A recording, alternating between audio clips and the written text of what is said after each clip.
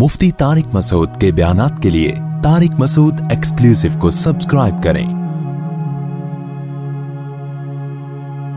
Tariq Masood exclusive.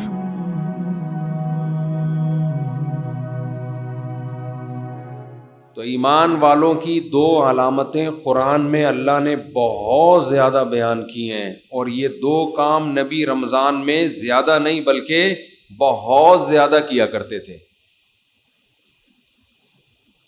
ایک نماز بہت زیادہ، بار بار ایک مسئلہ میں ریپیٹ کرتا رہتا ہوں کہ 8 رکعت تراویح اگر رمضان میں ہوتی تو 8 تو عام دنوں میں بھی آپ نے پڑھی ہے، تو پھر رمضان میں یہ عبادت رات کی بہت زیادہ ہوتی ہے بھائی، یہ تو نارمل روٹین تھی۔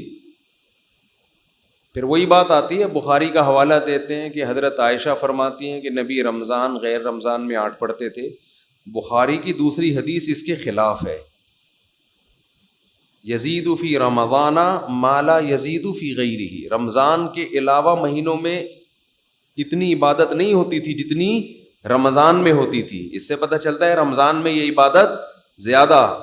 بخاری ہی کی دوسری حدیث اس کے اگینسٹ ہے۔ اور اگر آپ کہتے ہیں کہ 8 ہی پڑھنی ہے تو بخاری کی جس حدیث میں 8 کا تذکرہ ہے اس میں تو 4 رکعتیں کر کے ہے، 4 پڑھتے تھے، پھر کتنی پڑھتے تھے؟ 4 پڑھتے تھے۔ تو کچھ سمجھ میں نہیں آتا۔ مجتہدین کو جب چھوڑیں گے نا، اپنی ریسرچ آئے گی مارکیٹ میں، تو کسی ایک جگہ انسان ٹکتا نہیں ہے، پھر وہ لاتا رہتا ہے اپنی تحقیق۔ تو رمضان میں ایک کام عبادت، جیسے ہم تراویح پڑھتے ہیں تو عام دنوں سے کئی گنا زیادہ نماز کی تعداد ہو جاتی ہے۔ تو نبی نے 4 کام تو کیے لیکن 2 کو بہت زیادہ فوکس کیا ہے۔ ایک، نماز کی بہت زیادہ کثرت۔ تو رمضان میں جتنا ٹائم آپ کے پاس رہ گیا ہے، نماز کی مقدار بولو بھائی بڑھا دیں، اور یہ عزم کر لیں پورے سال انشاءاللہ نماز کی پابندی کرنی ہے۔ جرمانہ رکھیں اپنے اوپر۔ جب تک انسان اپنے آپ کو سزا نہیں دیتے نا، انسان کا بچہ بنتا نہیں ہے۔ دنیا میں کوئی بھی نہیں انسان کا بچہ بنتا شرافت سے۔ یہ دور شر اور آفت کا ہے، شرافت کا نہیں ہے۔ خود سزا دے اپنے آپ کو۔ فجر کی نماز جس دن رہ جائے اس دن ناشتہ گول، ناشتہ نہیں کرنا اس دن۔ دوسرا کام جو بہت زیادہ نبی نے رمضان میں کیا ہے، حضرت عائشہ رضی اللہ تعالی عنہا فرماتی ہیں رمضان میں آپ صلی اللہ علیہ وسلم سخاوت کا دریا بن جایا کرتے تھے۔ قرآن بار بار ذکر کرتا ہے کہ ہمارے نیک بندے خرچ کرتے رہتے ہیں۔ اتنا ذکر کیا قرآن نے کہ صحابہ پوچھتے تھے کہاں خرچ کریں، غریب کیسے خرچ کرے۔ اتنی ترغیب دی، پورے باغ آ کے صحابہ نے صدقہ کر دیے۔ جہاں نماز کا ذکر وہیں اللہ نے صدقے کا ذکر کیا۔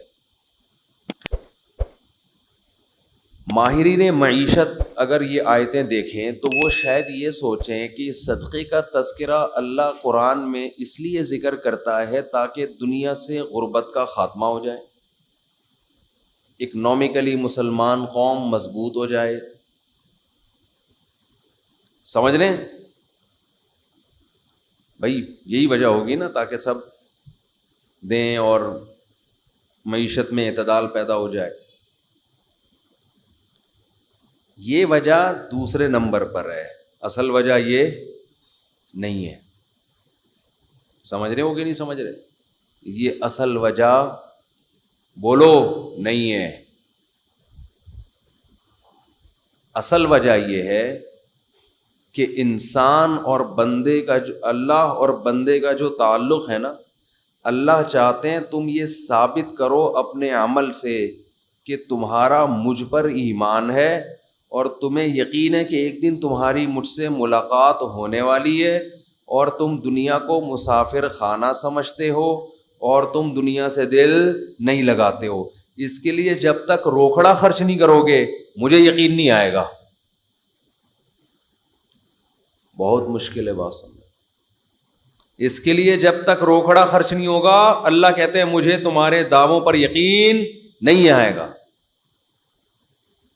اس کی مثال دیتا ہوں میں، ایک کروڑ پتی تاجر آپ کے پاس آیا اور کہنے لگا کہ ایک پلاٹ بک رہا ہے، خرید لے، انویسٹ کر لے، پیسے نہیں ہیں ادھار لے کے ڈال دے، 1 کروڑ کا لے گا، میں تجھے قسم اٹھا کے کہتا ہوں 1 مہینے میں 30-40 لاکھ اس کی قیمت بڑھ جائے گی۔ پھر نہ بولنا کہ سودا ہاتھ سے نکل گیا۔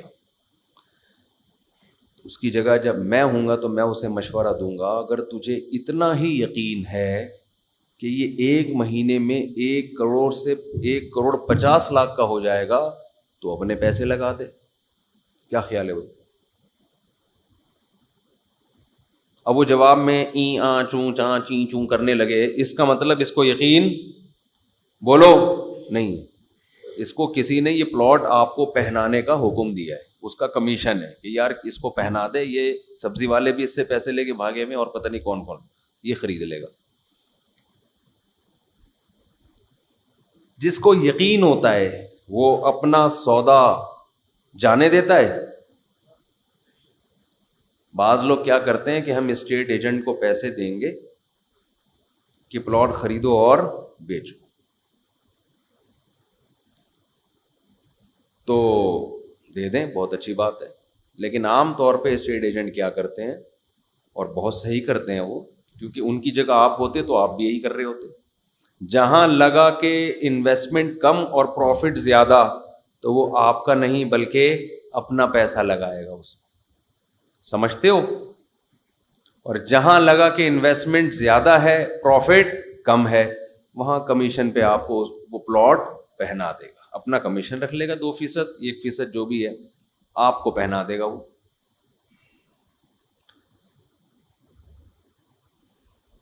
سارے نہیں ہوتے لیکن ہم اکثر ایسا ہی ہو رہا ہوتا ہے۔ جب آپ خود اس کی جگہ ہوتے تو یہی کر رہے ہوتے، تو پھر خود سوچ لو، پھر اس میں کون سی ایسی گھبرانے کی بات؟ وہ کیوں لگائے گا آپ کے پیسے؟ جہاں انسان کو یقین ہوتا ہے کہ یہ مجھے ملنے والا ہے 100% پروفٹ، وہاں کس کا پیسہ لگاتا ہے؟ اپنا۔ اور جہاں خطرہ ہوتا ہے وہاں کس کا لگاتا ہے؟ دوسروں سے پیسے لے کے لگاتا ہے۔ سر ایک بڑا اچھا پروجیکٹ آیا ہوا ہے، بہت بہترین پروجیکٹ ہے، آپ لگا لیں اس میں پیسہ۔ اللہ تعالیٰ یہ دیکھنے کے لیے کہ یہ مجھ پہ یقین رکھتے ہیں کہ نہیں رکھتے، یہ مجھے رزاق جو کہتے ہیں کہ میں روزی دیتا ہوں، یہ خالی پیلی کے نعرے ہیں، ہوائی باتیں ہیں، یا یہ مانتے ہیں کہ رزق کس کے ہاتھ میں ہے؟ میرے ہاتھ میں۔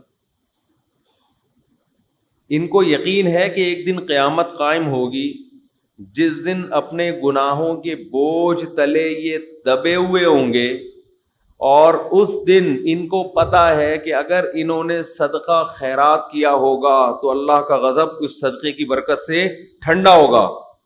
ان کو اگر یقین ہے تو یہ پیسہ خرچ کیوں نہیں کرتے؟ سمجھ میں آ رہی ہے بات کہ نہیں آ رہی ہے؟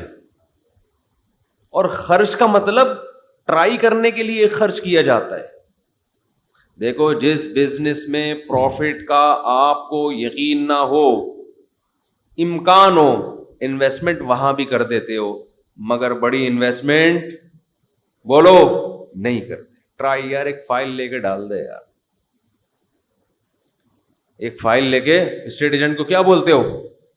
یار سب لوگ خریدنے، ہماری بھی ایک لے کے ڈال دے فائل، اتنے پیسے ہیں میرے پاس، 10 لاکھ 15 لاکھ 20 لاکھ 30 لاکھ، کچی آبادی میں بھی لوگ پلاٹ لے لیتے ہیں۔ سوچو 10 20 لاکھ کے انویسٹمنٹ تو کچی آبادی میں کر رہے ہیں، کبھی اللہ کے لیے 10-15 لاکھ کی انویسٹمنٹ کی کسی نے؟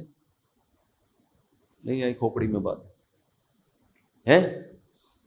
یعنی اللہ کو قرضہ دینے میں اتنا بھی رسک نہیں لے رہے جتنا کچی آبادی میں 10-15 لاکھ کے پلاٹ کا رسک لے رہے ہوتے ہیں.